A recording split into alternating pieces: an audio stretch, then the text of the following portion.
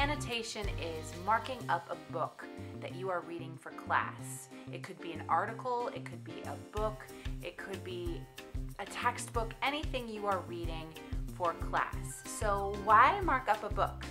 Well, there are a whole lot of reasons that you should mark up a book.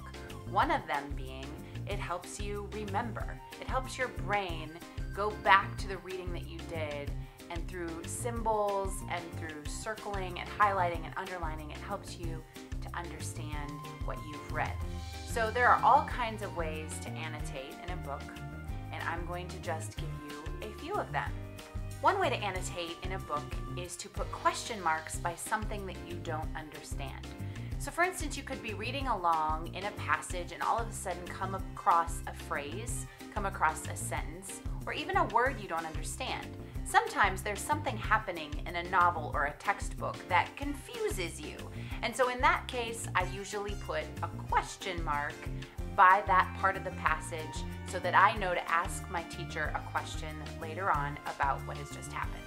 Something else you might want to annotate is a forceful statement, or a statement that has a lot of oomph behind it. The author is really trying to get you to hear something. And so rather than just any old statement, a lot of times students ask me, well, what is a forceful statement? How do I know what to underline?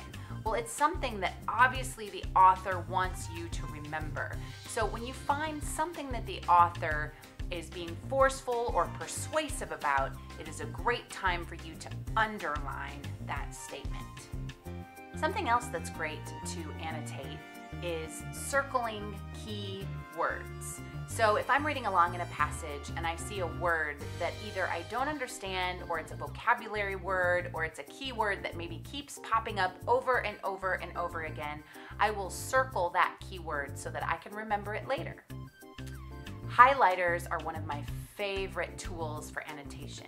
Highlighting helps you to remember something. So if you're reading along in a novel or a magazine or an essay and you find something that you really want to remember, a great thing to do is to get out your highlighter and highlight it.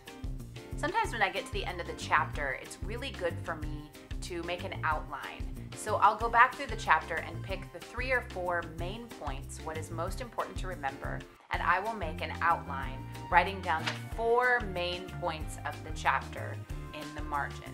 Sometimes when I'm reading, I get really excited about something I read, and I want to make sure that when I look through the chapter again before I discuss it in class, that I put a big old star by it. So if I'm really excited about something in the chapter, I will put a star by it, and then when I'm paging through the chapter again, I will remember it later. Sometimes you might be reading along and you say to yourself, what was the author thinking? And so I may put a question mark there, but I also may write in the margins, what are you thinking? Annotation really helps me remember the things I want to talk about in class. And it gives me some good references to give text citations, to look back at page numbers, and it makes me fluent for classroom discussion. If I don't understand it, I put a question mark by it. If it's a key word, I circle it. If it's a forceful statement by the author, I underline it. At the end of the chapter, I will outline the main ideas so that I can revisit what that chapter was about again.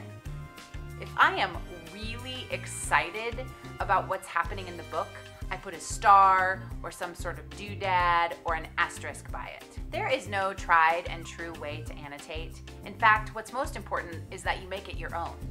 If you don't want to use exclamation points and stars and question marks, then you can use any symbols that you want to. The important part is annotating. I think I'm going to go back to reading now.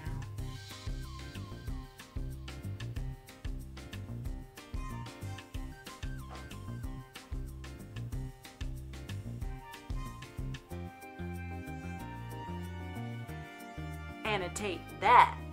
What?